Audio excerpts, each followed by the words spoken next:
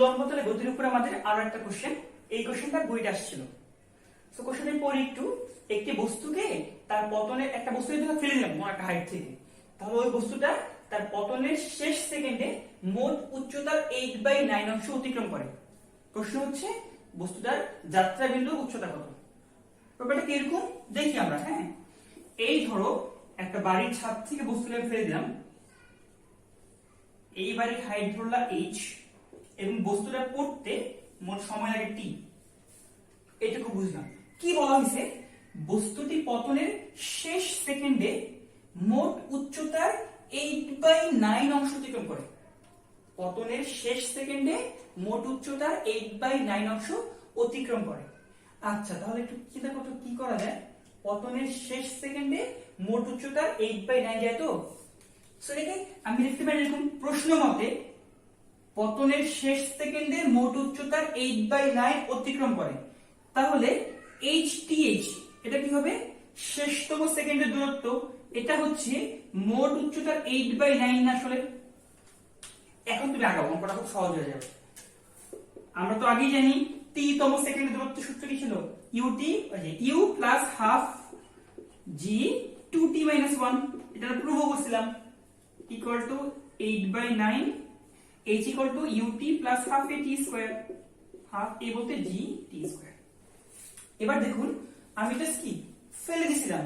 So আদিবেগ কত হবে, শূন্য। যেহেতু আদিবেগ শূন্য, এই পার্টটাও নাই, এই পার্টটাও কি হয়ে যাবে, নাই হয়ে যাবে না। এখন খেয়াল করে একটু, তাহলে কি বলা যায়, আবার একটা কাজ করা যায় এখান থেকে আরো, এই হাফ জিও কাটা যাচ্ছে। এবার 9টাকে তুমি গুণ করো, 9 ইন্টু 2 9 দুগুণা 18 t 9 into 1 minus 9 equal to 8t square. এগুলো সবগুলোকে এক পাশে নিয়ে আসো, এক পাশে নিয়ে আসলে 8t square minus 18t plus 9 equals to 0।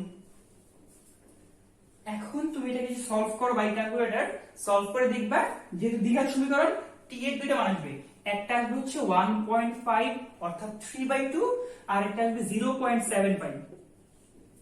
এখন একটু ঝামেলা আছে। আগে কি হইতো, আগে দুইটা মান আসলে একটা থাকতো নেগেটিভ, ওইটাকে বাদ দিতাম, কিন্তু ভাই এখন দুটোই পজিটিভ, বাদ দিব কোনটাকে। এখন যা করতে হবে তা হচ্ছে তুমি একটু আবার ভালো করে পড়ো। কি বলছে, বস্তুটা পতনের শেষ সেকেন্ডে মোট উচ্চতার 8/9 যায়, তার মানে বস্তু কি কমপক্ষে 1 সেকেন্ড পড়ছে না, বস্তু কমপক্ষে 1 সেকেন্ড ধরে সে পড়েছে। দ্যাটস ওয়াই কি উত্তর এটা হবেই না। তো বস্তুর পতন কাল হচ্ছে 1.5 সেকেন্ড। এখন তোমাকে তো টাইম চাওয়া হয় নাই, চাওয়া হয়েছে হাইট কত। জাস্ট কি তুমি এই এইচ এর ফর্মুলার মধ্যে t বসায় দাও। এটা কি ছিল, হাফ জি টি স্কয়ার। h ছিল আসলে হাফ জি টি স্কয়ার। সো হাফ জি হচ্ছে 9.8 আর টি হচ্ছে 1.5, তাহার আবার স্কয়ার। এটা সলভ করে দেখো 11.025 মিটার আসবে। সো এই হচ্ছে একটা কোশ্চেন যেটা বইতে আসছিল। সো আশা করি আমরা এই টাইপের কোশ্চেন আসলে খুব দক্ষতার সাথে সলভ করতে পারবো। আমরা এরপরে নতুন একটা বিষয় শুরু করতেছি। আমাদের পরবর্তী টাইপটা হচ্ছে বুলেটের অঙ্ক। এটা বলা হয় বুলেট এবং তক্তা। এগুলো খুবই খুবই কমন অঙ্ক, ভর্তি পরীক্ষায় একটা ফেভারিট পোরশন এখান থেকে আসে। সো আমরা এটাকে ভালো করে সলভ করব, ঠিক আছে। খেয়াল কর কি বলছে, একটি বুলেট একটি দেয়ালে 10 সেন্টিমিটার প্রবেশের পর অর্ধেক বেগ হারায়। বুলেটটি থামার পূর্বে আর কত দূর প্রবেশ করবে।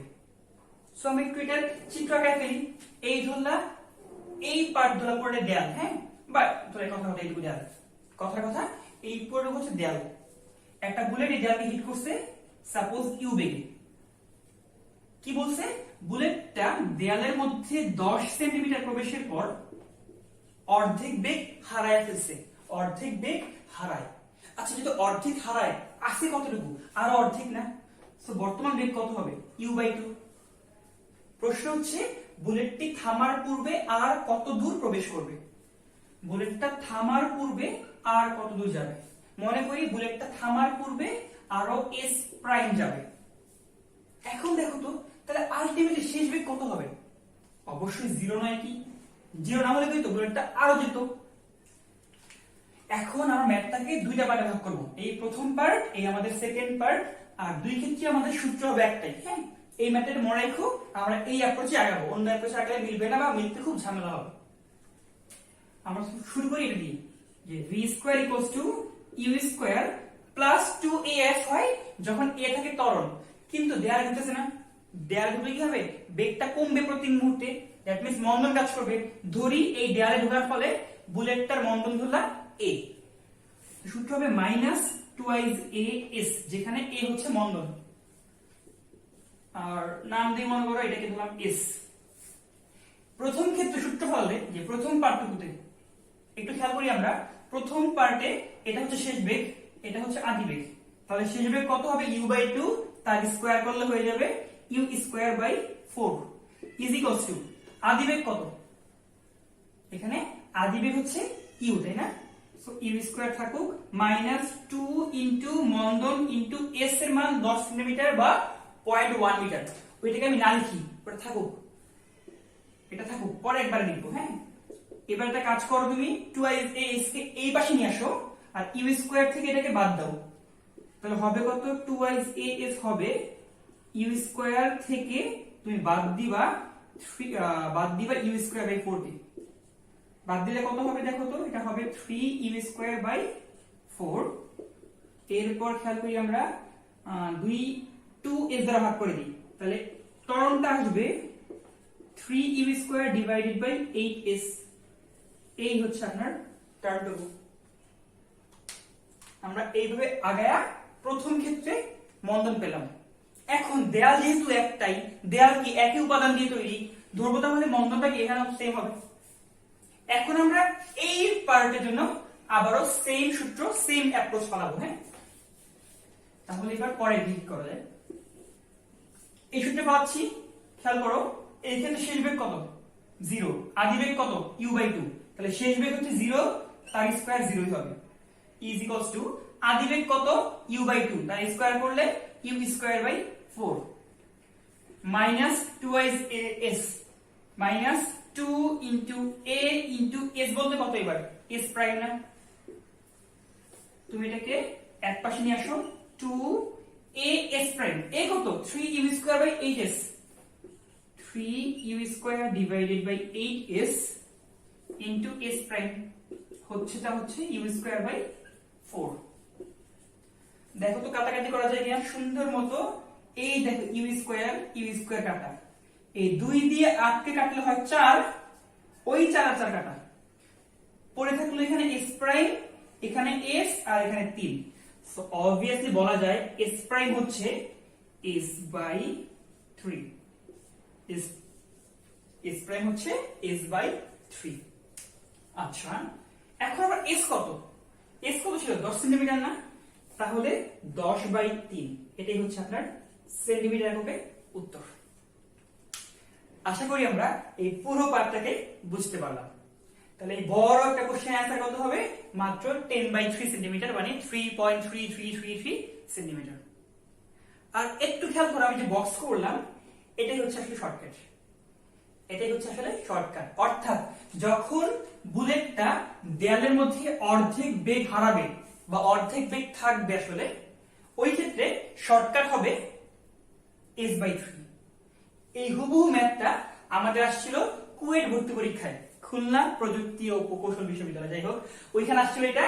ওইখানে কি ছিল দেখো তো, ওইখানে আসছিল যেটা, তা হচ্ছে এখানে 6 ছিল, ইন কেস অফ কুয়েটের পরীক্ষায় আসছিল আমাদের এটা 6। সো যখন 6 ছিল, তো উত্তর কত হবে 6/3, 2 না, সো এটা আমার উত্তর ছিল আসলে। এটা আমরা বুঝতে পারছো, এটা এমসিকিউ ছিল। হ্যাঁ, এটা এমসিকিউ তে আসছিল, তাহলে উত্তর করতে কতক্ষণ লাগা উচিত, 10 থেকে 20 সেকেন্ড। ওকে, যাই হোক 10 টাকার উত্তর আসছে 10/3। এখন প্রশ্ন, ভাইয়া সব ক্ষেত্রে কি বেগ অর্ধেক হবে? বেগ তো 1/4 হতে পারে, 1/6 হতে পারে, তখন কি করব? হ্যাঁ, তখন কি করবা, এই জন্য আমাদের জেনারেল শর্টকাট, ঠিক আছে, এই জন্য আমাদের জেনারেল শর্টকাট আমি লিখে দিচ্ছি। যদি এমন হয়, এটা মুছে দিলাম, যদি এবার এমন হতো যে একটি বুলেট দেয়ালের মধ্যে s দূরত্ব প্রবেশের পর 1/n অংশ বেগ অবশেষ থাকে,